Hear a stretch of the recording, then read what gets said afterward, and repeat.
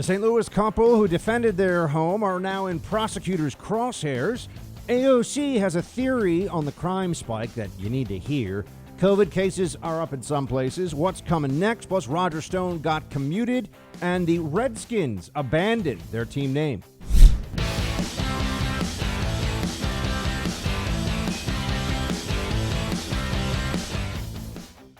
Welcome to the Buck Sexton Show, everybody. Thank you very much for being here. An honor and a privilege, as always, to have you with me.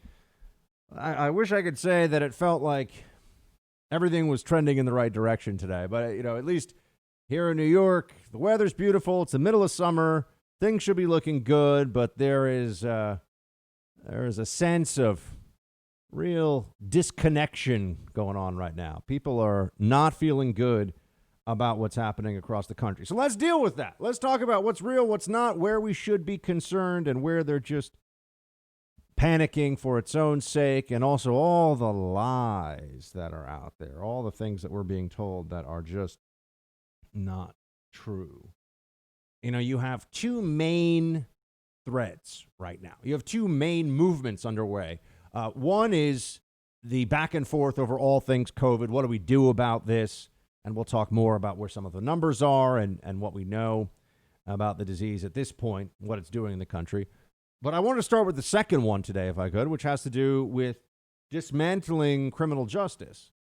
And I think that this has to be put in the proper perspective, because the Democrat Party is relying on a lot of lies, and they're pushing a lot of narratives out there that if you just took a cursory glance at the statistics, at history, at facts, the data, you'd say, how could anybody be taking these positions? How could anybody believe that this is a good idea? A perfect example of this would be Mayor Bill de Blasio in New York, although I know there are many other similar situations across the country. Pretty much every large Democrat city is going through a, should we dramatically cut police funding and stop backing up our cops politically, socially, culturally?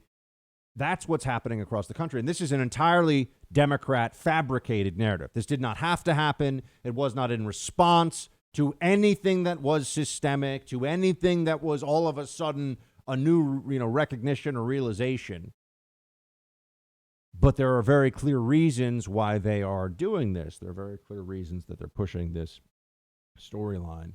And part of it is rooted in the rejection of the real miracle that occurred in America over the last 30 years or so, where more aggressive policing and punishment for people who break the law resulted in a plummeting violent crime rate nationwide. Not everywhere. There were some places that were stubborn, that did not have quite the same drop. Chicago and Baltimore and St. Louis and New Orleans, and there are a number of cities where gun violence is still far too high. Just violence in general is far too high.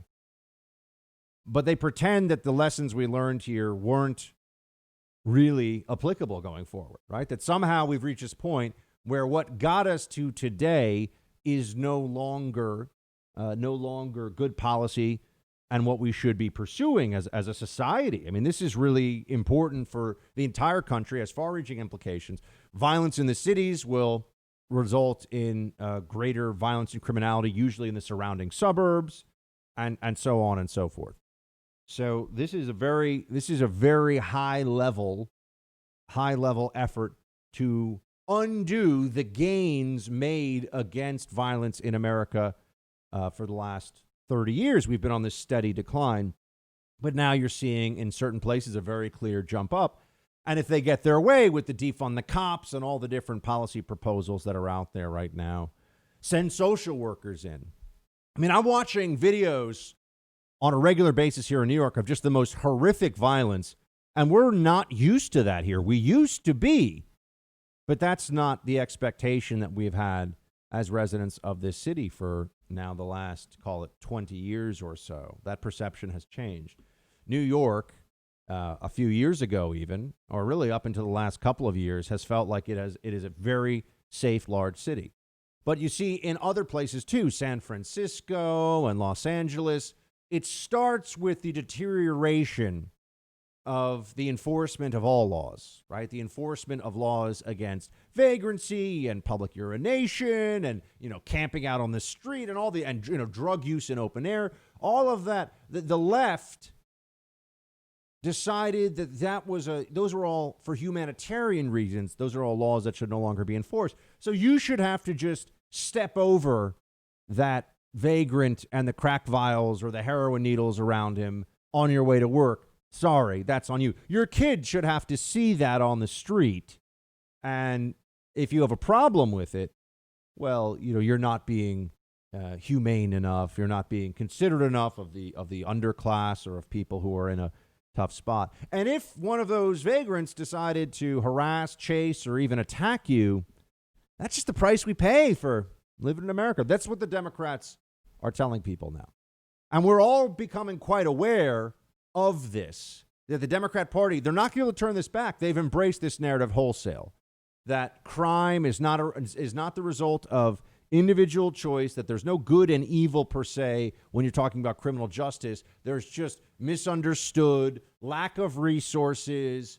And these were all this was the narrative from the left in the 60s and the 70s, and it led to our cities getting turned into hellscapes. And now they're forgetting all about this. Now they're pretending that we have not run this experiment already and they want to go back. And part of the problem is that with a lot of policies, if it's a tax rate policy, you'd say, well, we'll see the lack of economic growth that comes from this. And then at least we'll have data, but it's people having less money. It's really not, no one's going to get shot over a change in the marginal tax rate, at least not directly because of it.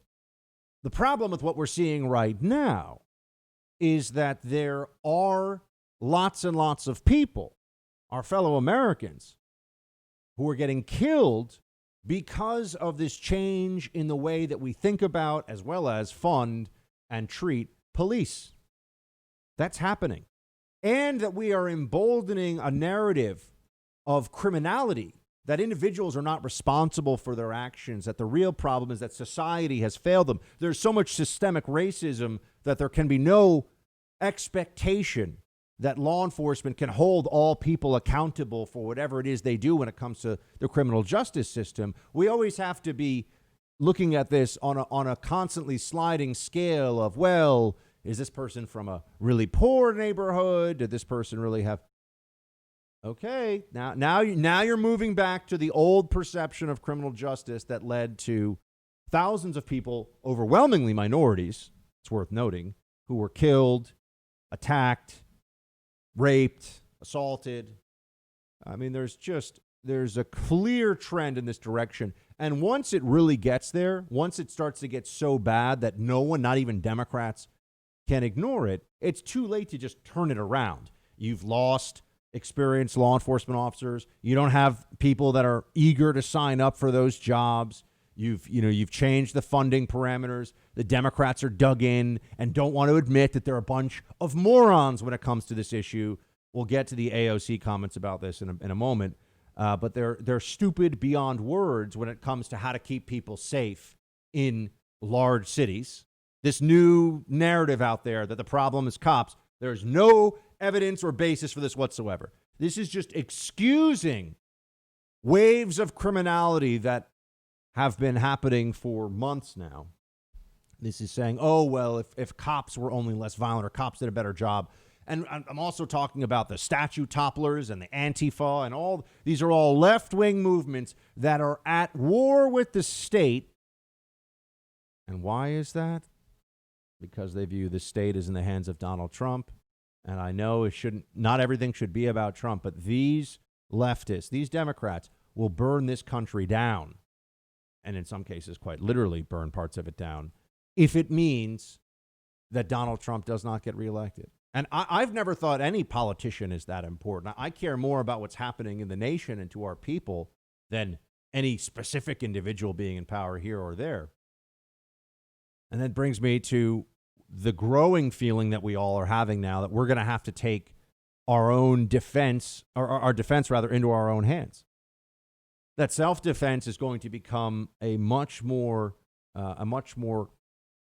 common necessity for people, which is why you've had the spike in gun sales. But now you're also recognizing what it means for Democrats to change the narrative. You can try to buy guns, but in many cities, it's very difficult. So that's part one. And perhaps even the bigger concern for a lot of people is that if you do buy firearms to defend yourself in your home, you may find yourself very quickly on the wrong side of Democrat prosecutors who are willing to sacrifice you and your family and your rights for social justice. They will do this openly. They're fine with this. Sorry, have to send a message. You're not hearing a lot of sending messages to the thugs, to the barbarians who are not just toppling statues, but who are shooting people, killed a 1-year-old girl here in New York City, a 1-year-old child over the weekend. A 1-year-old shot and killed. De Blasio still talking about how, well, we're moving in the right direction with the defunding of cops, even with the violence surging across the city. No serious person, no intelligent human being can think that's true, but de Blasio is a liar. These Democrats are all lying because they can't turn on their base now. They can't show their base reality. They can't tell people who are so emotionally attached to the Black Lives Matter movement that this movement has done nothing but make the country worse. Nothing has gotten better. Nothing has improved because of the Black Lives Matter movement, which is not a surprise to any of us who remember recent history because nothing got better. Everything got worse the last time there was this movement. Oh, but we need professional athletes to stand or kneel or whatever in solidarity. Oh, the elites in Hollywood and in New York, they're all in the Hamptons right now in their mansions on the beach. We need them to virtue signal and tell us all about how much they care about this movement. But the people that are the closest to the ground here, the people that are closest to the actual action and the suffering that comes from it, do they get a voice in any of this? No, they'll be lied to by those who push this. And anyone who tries to stand up for themselves, as we see with Mark and Patricia McCloskey, they're the couple that were standing outside of that very beautiful home in St. Louis, holding firearms there. And, he had a semi-automatic rifle. She had a handgun. And the protesters, they claim, had threatened to kill them. And they didn't go looking for the protesters. The protesters broke into what is private property and were threatening them as they're having dinner, and they weren't going to take it, so they stood in front of their home. They didn't shoot at anybody. They didn't fire any warning shots or anything. They just stood there as a show of force that they will defend themselves. They are the target of prosecutors now in St. Louis. How can anyone feel safe in any city in America as a law-abiding and decent citizen knowing that the Democrat narrative of the Black Lives Matter movement is so powerful right now that they're trying to not just go after cops and make examples of them as they're doing in Atlanta by threatening to kill a cop who defended himself when attacked with a taser. That's right. The state is threatening to kill a law enforcement officer now because of a corrupt Democrat prosecutor who's also under investigation himself for all kinds of impropriety and just wants to keep his job. We know they're going after cops, trying to make an example of them, but what about law-abiding citizens, people that just don't want to be murdered at the hands of the mob? We're going to be told now that the mob, that Black Lives Matter supporters don't kill people? What about the woman who was murdered, shot in the head in Indianapolis over the weekend for the crime of saying all lives matter? Haven't seen that one blaring across websites. Haven't seen the news organizations all jumping on that story, have you? Murdered for the crime of saying all lives matter. But remember, you're not supposed to think about that. You're not supposed to think about the cops who have been killed explicitly and directly by Black Lives Matter supporters, people that believe that the cops are hunting young black men and therefore the cops are legitimate targets for assassination. Officers Ramos and Liu here in New York City of the NYPD. 6 officers in Dallas, Texas, all killed in one night by a Black Lives Matter supporter.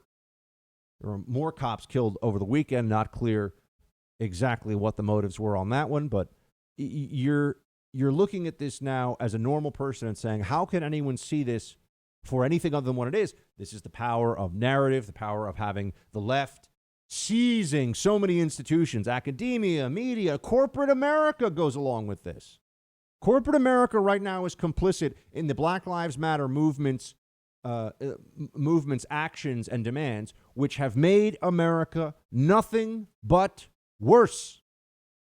Everything that has happened since this movement mobilized every major decision, every major action has made the country worse and hurt people, has hurt minorities, has hurt black men and women. That's quite a record for a movement that corporate America bends the knee to, scrapes and begs and pleads. Oh, we're on your team. We're on your side, they yell. I don't think Black Lives Matter really cares. Just as long as corporations do what they're told and fund them and write them checks. So that's right. If you have a lawful firearm and stand in front of your own home when a mob is threatening to kill you and your whole family, you will have, as we saw in St. Louis, investigators show up and seize your weapon as a show of, if nothing else, intimidation, to let the public know what the St. Louis prosecutor here is doing and what you're going to see happening in cities and states across the country. In incidents like this, anyone who stands up to Black Lives Matter, the protests are going to always be treated differently and better than the individual who does not want to cower in fear by prosecutors. The state is now on their side. This is going to tear the country apart if we have a really terrible incident, and it's only a matter of time. We already had one in Dallas. It was years ago, but that was a horrific, nation-shocking incident of somebody inspired by the rhetoric of Black Lives Matter, just assassinating cops. And then the movement petered out for a while. Then the movement died down. Do we have to wait for the next? No, what they're going to do now is just ruin cities, and a lot of people will get shot, including toddlers, the elderly. But it makes people like AOC and Chuck Schumer and Nancy Pelosi feel better about themselves and help their election prospects. So that's what matters. I can't believe we're being evicted from our home that we didn't sell. That's what Deborah said when she learned that she was the victim of home title fraud, a crime that can cost you your home. Title fraud is not covered by insurance or identity theft services. The only folks I trust to protect you with this are at Home Title Lock. Your home's legal title's online where cyber thieves can find it and forge your signature stating you sold your home to them. In Deborah's case, she didn't know she was a victim until the eviction notice arrived. Home Title Lock puts a virtual barrier around your home's title. If tampering is detected, they instantly mobilize to stop it. So go to HomeTitleLock.com and register your address to see if you're a victim and don't know it. Use code BUCK for 30 free days of protection. That's code BUCK. Again, go to HomeTitleLock.com. Use code BUCK.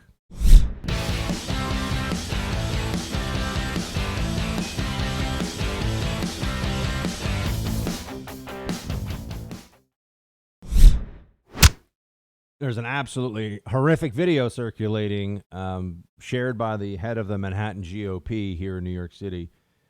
She wrote it. I guess it's no longer safe to ride the subway in New York, and I'm not referring to COVID. And it's just a guy swinging a knife around, broad daylight, crowded subway train, and really there's some brutal footage. I don't recommend you watch this because it's the guy got cut. Guy got cut very badly. And it's just a reminder that while this is happening, people like de Blasio are saying, we really just need to use more social workers. Oh, that's the answer. When a maniac on the subway is swinging around a razor blade or a switchblade and stabbing people with it, what you really need to restore law and order is a social worker. That's what Democrats think.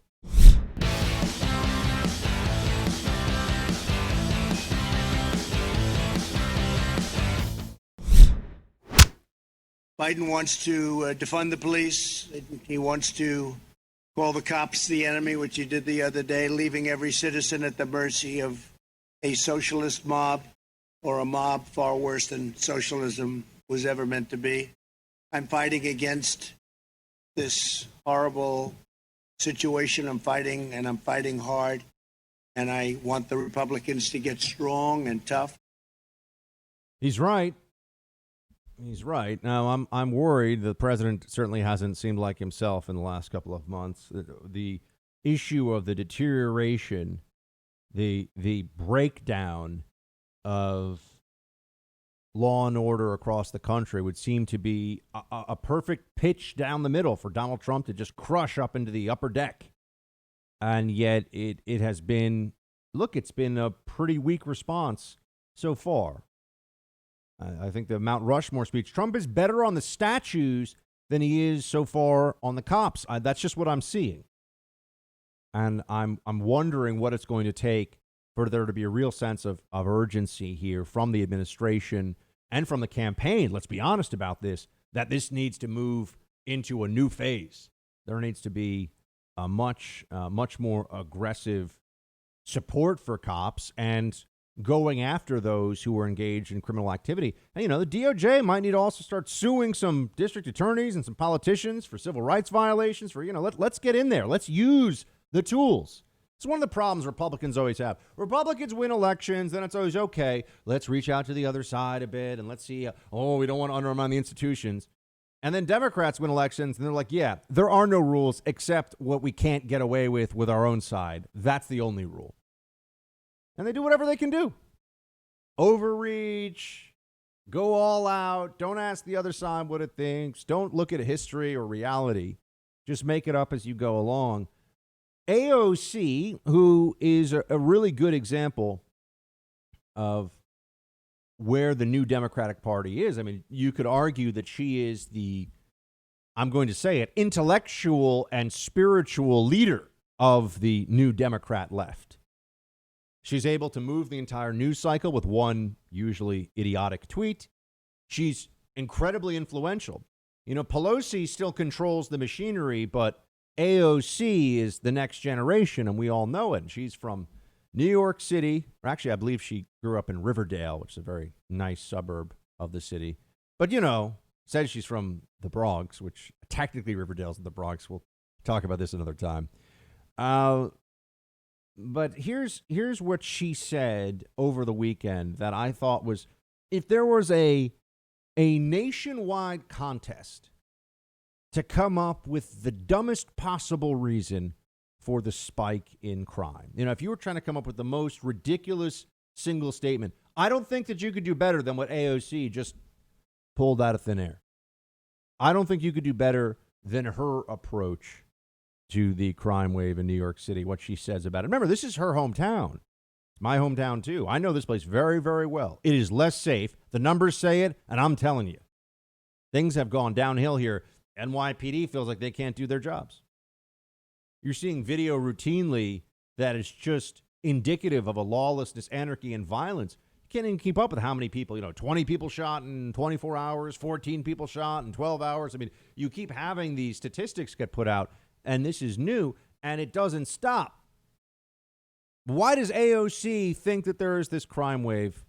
Get ready for this. Your brain is going to turn into mush just hearing it, but we'll all put our brains back together afterwards. Play clip 2.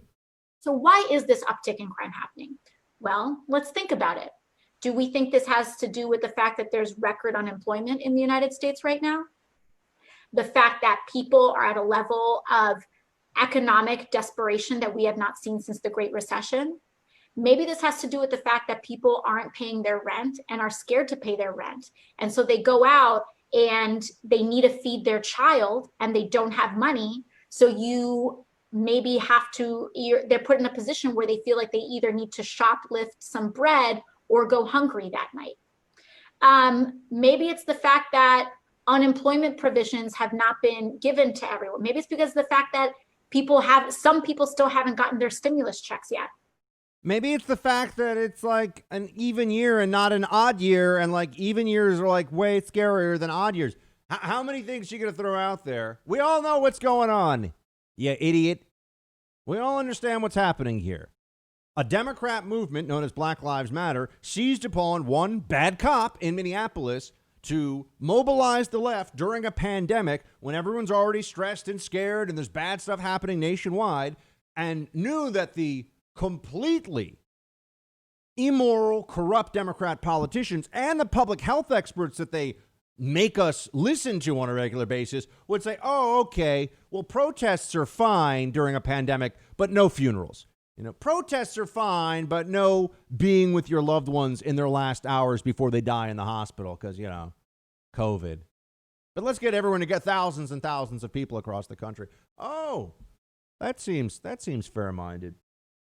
No one stops to think, or no Democrats will publicly admit that a huge part of the problem here is their policies, their decisions, their narrative. What they've been telling the American people has led us into this circumstance. But this is fascinating. AOC is saying maybe people have to steal bread, and that's why there's an uptick in crime. I told you about it was a 1-year-old boy. So pardon me for the correction. 1-year-old boy shot to death overnight in a playground in Brooklyn. This was over the weekend. The child was sitting in a stroller with a group of people who were having a barbecue when gunfire erupted. The boy was identified as 1-year-old DeVell Gardner Jr. 1-year-old kid shot at a barbecue in New York. Will there be any protests in his memory? Will there be anybody out on the streets from Black Lives Matter calling for an end to gang violence? Well, the problem with doing that from their perspective, from that movement's perspective, is that it would mean empowering and supporting police. And that's the one thing they don't want to do. But no, while 1-year-olds are being shot at barbecues here in New York, a congresswoman representing a district in New York is saying that people are out there stealing bread because they're hungry because of COVID. No, that's not what's happening. That's not the problem. That's a myth. I mean, that's a conjured theory from the depths, from the recesses of AOC's brain. That's the truth of that situation. But this is what they'll tell, and there'll be Democrats who heard that will go, yeah, that sounds right. People are stealing bread because they're hungry because of COVID. That's why.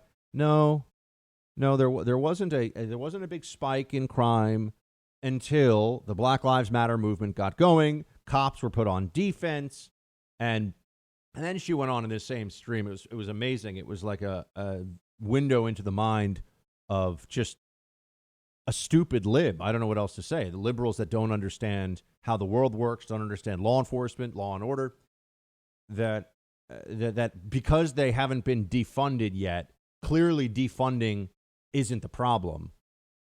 Okay, moron liberals, let's talk about this for a second. They are defunding cops. What sign does that send to the police when they're being defunded? They're being prosecuted way beyond the bounds of good faith law in, for example, Atlanta. They're being thrown under the bus constantly by mayors in places like New York or de Blasio. The moment there's a video that shows the NYPD having to get rough with protesters who are spitting at them and throwing rocks at them and all this, he's always taking the side of the protesters. There's a spike in shootings. He's painting a, quote, mural. Here's the thing. It's not a mural. It's a sign. It's about as artistic as someone painting bus lane only on the street. Let's not get delusional here. I pointed this out. I was, who are you to decide what's art? Okay, so my signature is now art. My hair every morning is, well, that may be true. But I mean, come on, this is ridiculous. But this is what we're up against. And remember, it is years of pent-up rage from the Democrat Party and the left all coming out now. They want to wallow in the country's misery. They see all the violence. They see all the COVID cases and the economy faltering and the recoveries in jeopardy, millions and millions of people out of their jobs. They say, see, we told you this would happen because of Trump. So they're not even trying to get us out of this. You have to remember that. The whole country is not united in getting everybody back to work, in restoring law and order, and in managing the real risks, but managing the COVID pandemic as best as we can while still living our lives and moving forward. No, instead we have the luminaries of the left like AOC saying things that are so shockingly stupid. It's almost hard to criticize. Sometimes I hear things from prominent Democrats and it reminds me of when, a drunk at the end of the bar starts screaming at his own reflection, as he's looking behind the bar into the glass.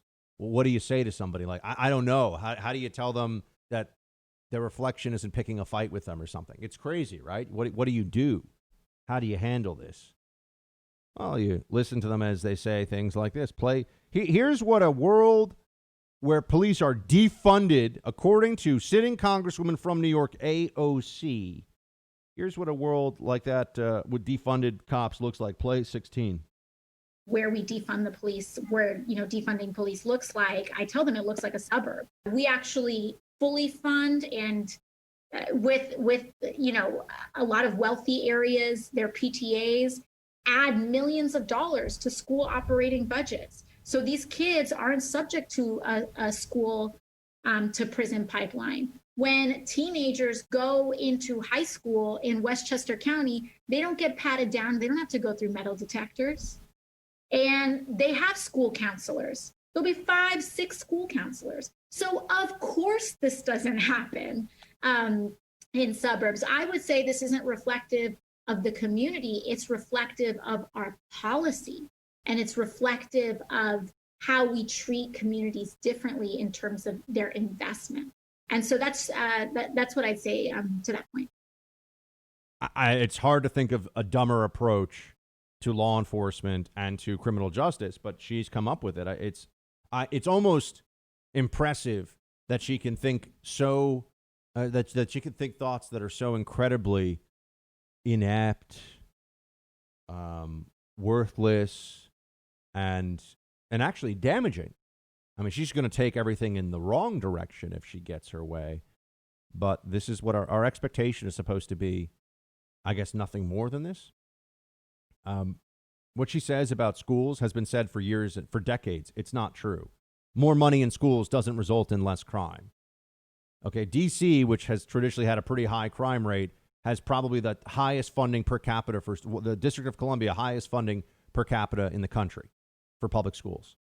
D.C. just shovels money at the public school system. Still lots of crime, particularly in Southeast and Northeast D.C. Lots of it. It's going to be like a suburb? No. Look at average household income, intact families. Look at a whole bunch of indicators in safe suburbs, and then look at indicators in unsafe neighborhoods in cities. What's the average per capita income, education level, intact family, drug abuse? You look at those, and you'll understand why there are some safe suburbs that exist versus why there are areas of cities that are continually in the grip of crime and violence and despair. If you just move people from one area into another area, the Democrats believe that it will, but this does go to a long-term plan here, which Democrats have talked about for a long time. They want to start building. Get ready for it. This goes back to the Obama administration. They want to start building what are effectively subsidized and city low-income housing projects out in middle-class suburbs. Not going to do in the super fancy suburbs like Chappaqua, where Hillary Clinton lives, right, where the average house is over $1 million. Not going to do it there.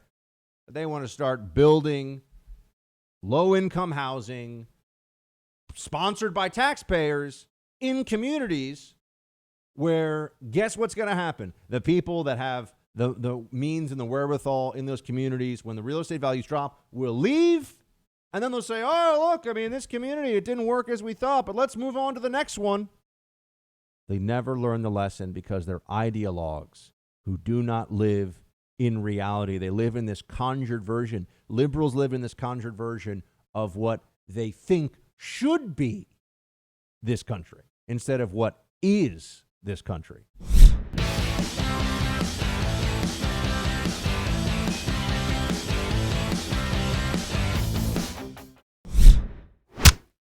You know that I do everything I can to support the Trump administration on the policies that I think would be so beneficial to this country, and I appreciate the president fighting for us in so many ways over the last 4 years.